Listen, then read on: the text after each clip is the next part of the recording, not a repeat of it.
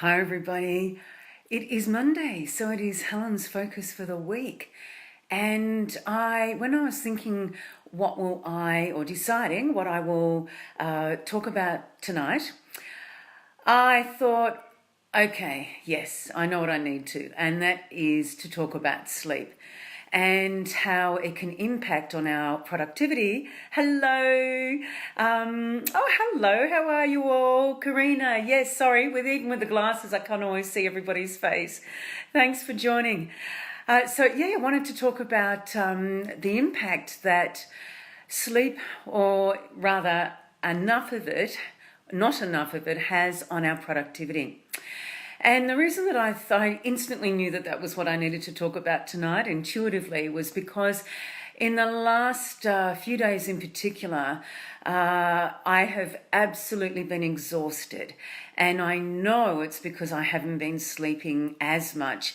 And just to get that sense of what that feels like when you don't have enough sleep is enough, for you to, or certainly it was for me, to realize this is really impacting me and my productivity, my quality of life generally. And so it was something that I thought, yep, I'm going to talk about it tonight.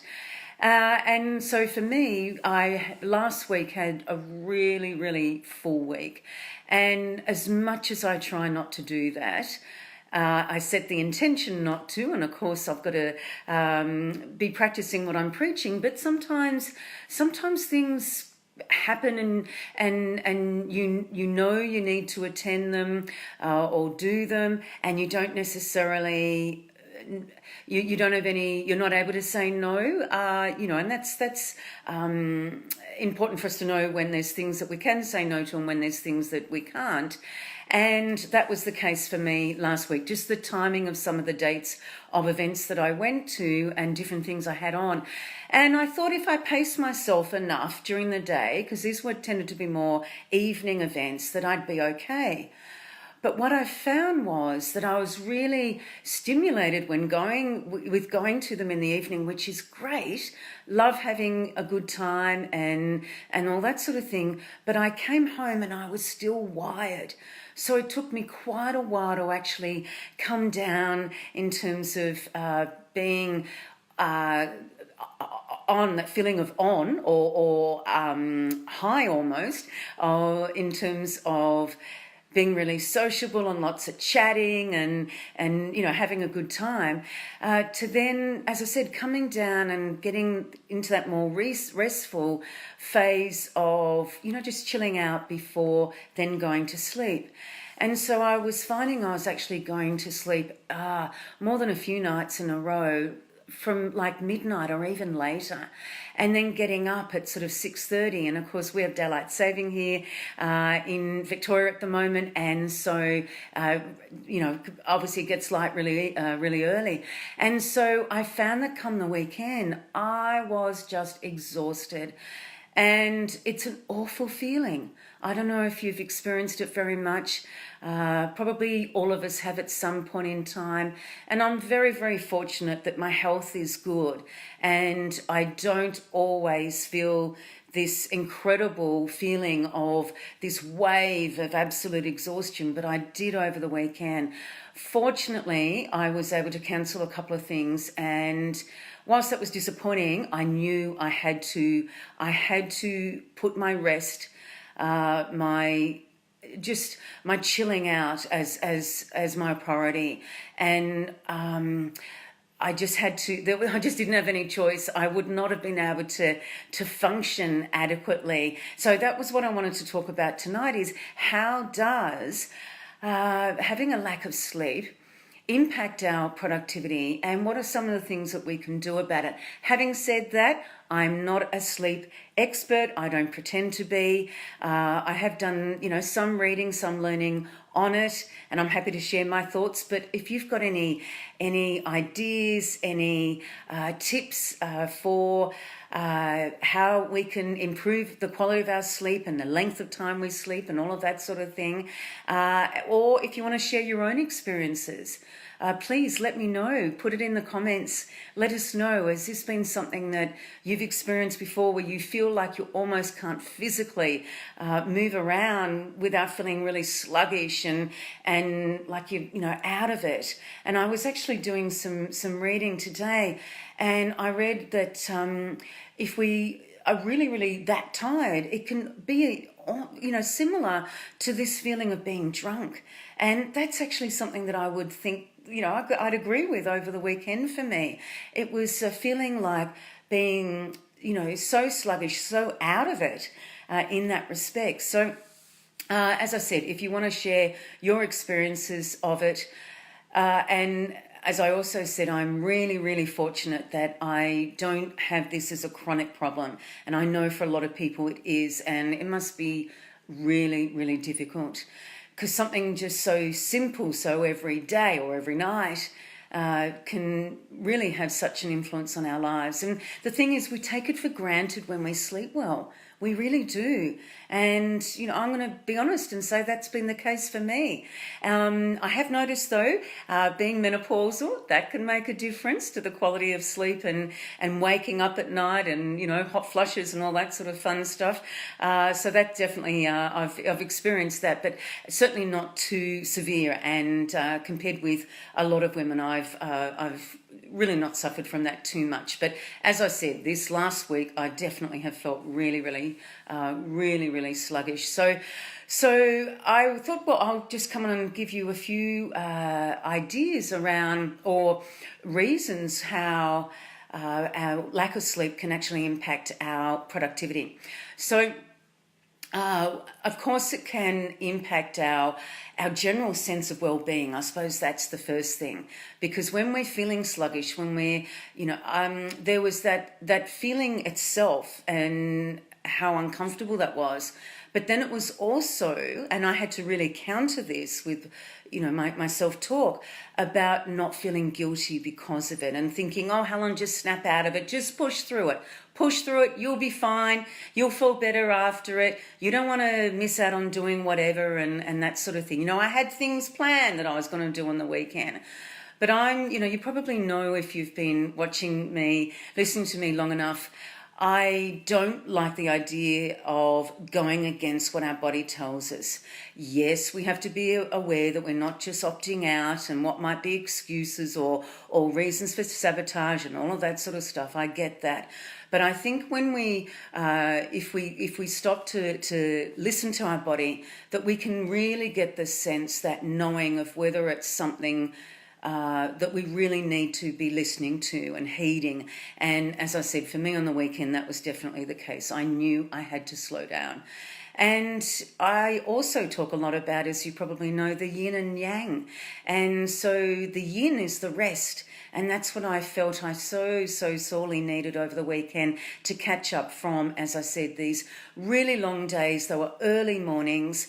I was out for a few days, all day, and look, it's probably inevitable that there's got to be some catch-up period, all that yang action, activity, and then that need for that yin. But I know that I'd gone too far with the amount of activity that I had. So in terms of the impact that a lack of sleep can have for us in terms of our productivity, as I said, affecting our general well-being, our sense of, sense of achievement, if that we could be jeopardizing if we are not able to do things that we did intend to do, and how that can, if it happens enough, if we're not careful, it can actually erode our self-esteem, really. And that's obviously really detrimental, especially if it happens in a chronic way.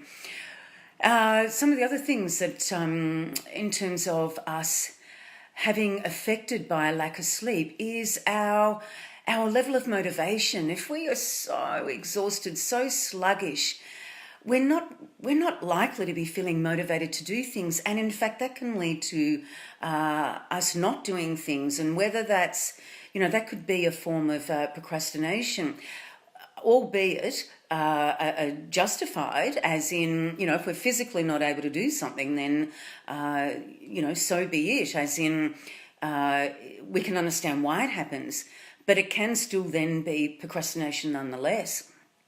And having then to put things off and then perhaps reschedule or I mean, it will depend on whether you are actually, there's a decision as well that needs to be made about whether you do have to reschedule something or whether you can just not do it. But it certainly can have an impact in terms of procrastination. Also, our memory can be affected because we're just not firing on all cylinders, really is probably the easiest way to describe it. And that, our brain is not, synapsing the way that it would normally when we've had sufficient sleep. So it makes sense that things like our memory are affected, also our decision-making processes.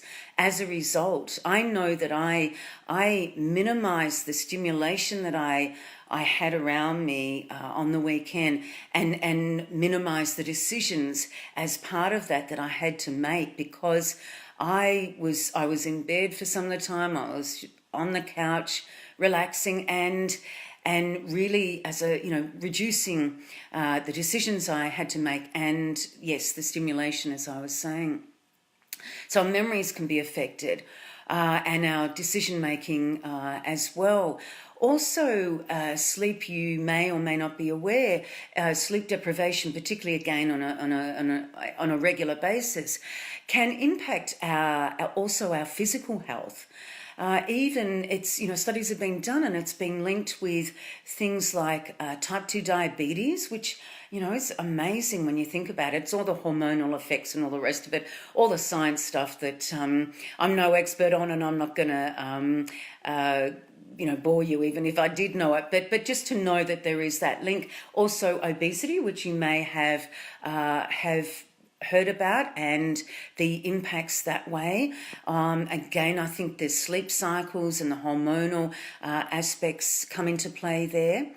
And also, of course, going back to the more mental effects, what can happen, of course, is we can make more errors because, again, we're not thinking as clearly, and also we may not be as creative or innovative because if we're so tired, our brains really shut down, and so when we want to be creative, we want things to open up. And it's almost pretty much the opposite. It sort of really dulls our brain, and it makes sense then that we're not necessarily able to be or not able to be as creative, have those creative sparks as we would normally. So, and I mean, this is probably only a few of the negative impacts that losing sleep, again, as I say, on a pretty regular basis, even more so, can impact our productivity. We can wake up feeling exhausted, we're dragging our feet. Of course, the other big thing is we're not able to concentrate, not able to focus. We are much, much more liable to be distracted. So things that I noticed this actually towards the end of last week and again on the weekend, where I might have been wanting to do something for a short while, and I realised how much more easily I was distracted than I usually am. And it's like, wow, yeah, it's again, it's not working. The brain is to be able to focus, to have that level of concentration. It just wasn't there, and anything that distracted me, any small thing was distracting me much more so than usual. And so there was actually quite some significant effects that I noticed, even though it was only for 2 to 3 days. Each day I started to feel a bit better. On Saturday was the worst, the absolute worst. But just that feeling of lethargy, and it really is not comfortable at all. It's probably the worst I've felt it for a very long time. And I wasn't on social media. That was like too much stimulation. It's like a bright light or something. I just couldn't. Again, I think it was just too much stimulation, and I needed to actually reduce that. So, what we can do about it to actually see how much we can improve our sleep. And of course, that's the quality of the sleep and then also the length of time that we sleep for. So, and this is the thing I find, you read literature, you probably do this as well, and you get told different things. So there's one school of thought that says, well, look, we all undersleep probably, and we all probably need at least 8, maybe 9 hours of sleep a night. And I definitely can see how that would be valuable. And I know that I've been cutting down or reducing my sleep, and I'm really conscious of wanting to actually consciously now making the decision to go to bed earlier. But there's this other school of thought that says, well, it depends on what's called your chronotype, which is this idea of the early bird or a night owl or something. And of course, you've probably heard, like me, people like, I don't know, I think it's Albert Einstein or somebody or other, and maybe some presidents that only needed 4 hours sleep a night. And some people actually seem to and be able to function pretty well. So I think with those schools of thought, I think it depends on how you feel you're going during the day, whether you actually wake up really well and bright-eyed and bushy-tailed, as they say, or whether you're actually waking up feeling, oh my God, is that the time already? And wanting to push the snooze button and that sort of thing. And I think this is very much, of course, understanding what our body types, what our I've talked before about our energy levels and tracking those to identify when are your peak energy times versus the times when you don't have as much energy. And it's something, I invite you to actually have a think about how you are with your sleep currently and whether you feel that you're getting enough, and if so, that's wonderful. I don't think many of us would say we're actually getting too much sleep. Probably be either okay or the underside amount that is optimal for us, and of course looking at whether you sleep in during the day, and you may be like me, have heard that the best quality of sleep is to sleep before midnight. So looking at what time you can go to sleep if it can be earlier. So you might want to, as I said, have a think about how you are with that. Maybe look at reducing or going to bed. Bringing earlier your bedtime, and of course that routine before you go to bed. What of course is usually suggested is to reduce the stimulation for at least 2 hours or so before we go to sleep.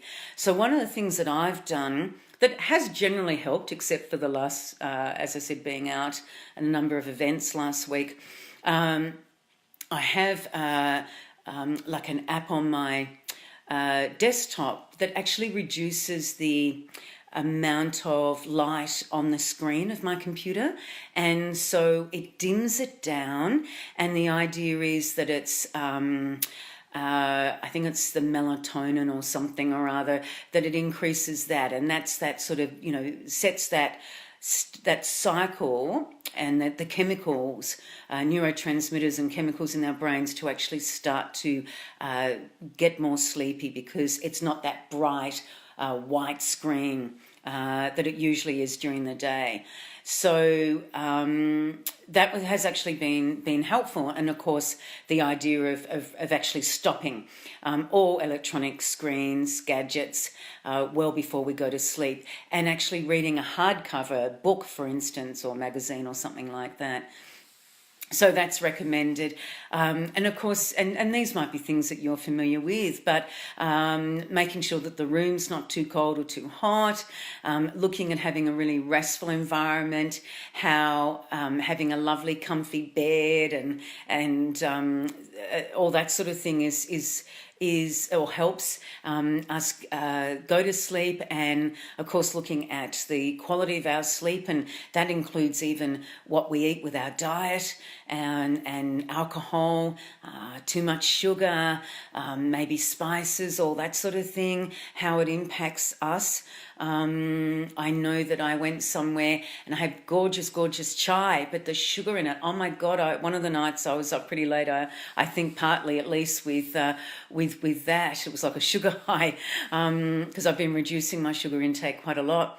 So there's so many things that impact our sleep, and that's the thing is really looking at, if you want to improve your sleep, looking at how you those things can impact it. And of course the things to do, often it's suggested to have some amount of exercise, a good amount of exercise, although not right before you go to sleep, so maybe earlier in the day.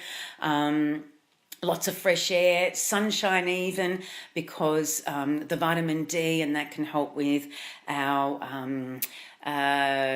that's to do with our chronotypes and that real difference between day versus night and that sort of thing. So there's lots of areas to be considering in terms of if you're wanting to improve the quality of your sleep.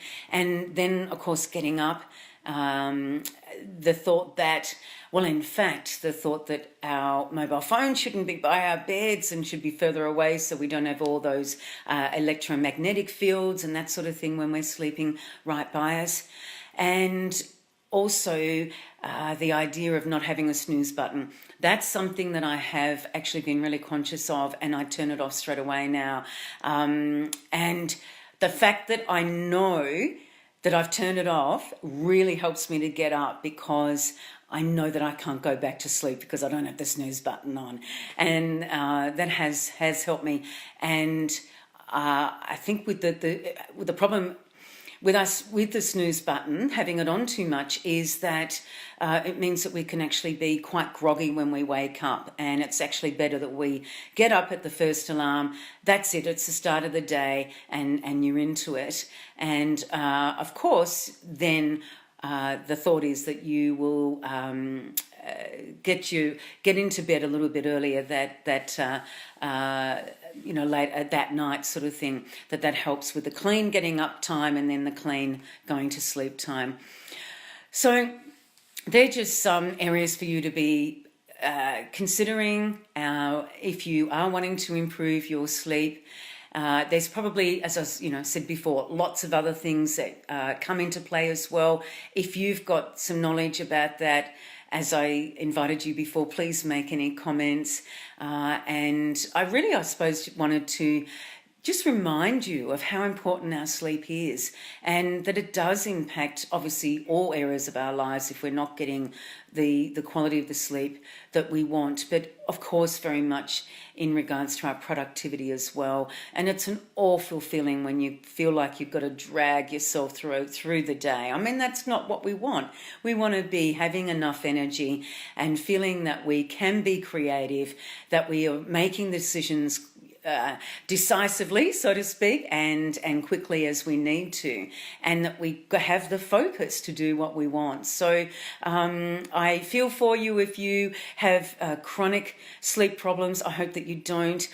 Things like, of course, something else just coming to my mind, I'm now in the habit of having chamomile tea before bed, which has helped me, and I'm sure there's lots of other herbals and other supplements and that sort of thing that would be helpful as well. So I will leave it there. As I said, I do hope that this has stimulated you to consider how you can improve your sleep and thereby improve your productivity. And any tips that you have, any questions, any advice, please put them in the comments below. I will then go to bed soon. This is probably the end of my electronic stimulation for tonight, and wishing you a restful sleep and catching up soon. Okay, bye for now.